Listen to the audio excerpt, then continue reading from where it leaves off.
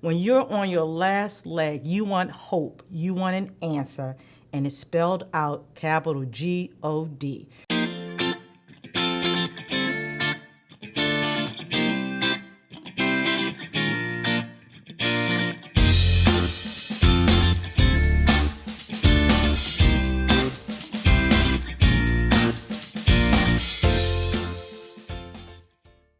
I was a very private child. I liked hanging out around elderly people. They were like live history books.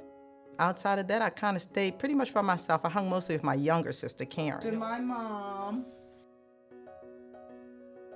she's the model, and she had her little Marilyn Monroe mold going on there. My relationship with my parents, with my mom, it was awesome. To this day, my mom, next to my husband and my son, my mom is my best friend. My dad, on the other hand, my dad was a alcoholic. So growing up in a household where you had a father who was an alcoholic, my biological dad, I should say, it wasn't a really great childhood. I mean, it was, if it wasn't for my mom being creative and squeezing every ounce of happiness she could try and make for us, my childhood would probably have been very sad. When I look back now, I see God, because there were times when you felt it, but then there were other times when you didn't feel it, because he put my mom in that place, and he just must have magnified her with such joy and such happiness and such parenting skills that she made life for us, so we weren't fully impacted by his condition.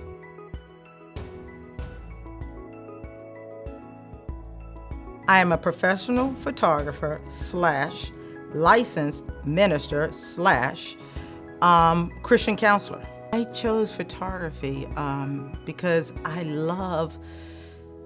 just love photographing people. I love creating. And, I would say to my friends, there are only two people in this world that can freeze time: God and a photographer. The world is so intense right now. People want to laugh. They want to feel. And emotion is what sells. Emotion is what captures the eye and the heart.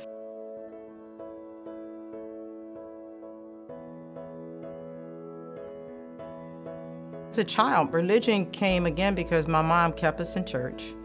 And we would go to church and we would sit there. And to be totally honest with you, I can't really say that I was even paying attention. It was just church. It wasn't until I think I got probably in my teenage years, around 16, I remember one day waking up and just feeling like, okay, church, God, believing that there was a difference. I can honestly say I really felt like I developed a spiritual relationship after I met my husband, who at the time, he was not my husband. And we were dating, and he had gotten sick. And I remember saying to him, I remember taking him to the hospital. And I remember coming home and saying to God, cutting a deal with God, as most people do when tragedy hits. And I said, if you heal him and don't let him die, I will read my Bible every day of my life for the rest of my life. I made God that promise, and that's what I was going to do. But in the midst of that, I realized that God heard me. He heard me, which grew into, he's really there. Which grew into, he's listening and he is living. And it just opened up a brand new world to me. I'm excited about Journey of Faith. It's incredible.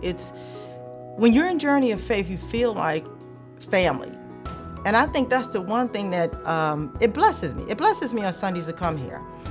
Because when you can come to a church nowadays and you can feel like you're around friends and family, that's a sense of security, a sense of comfort. It's being around people who are genuine. We live in this segregated box in church. You have the people who have been to church, and they're the professionals at church.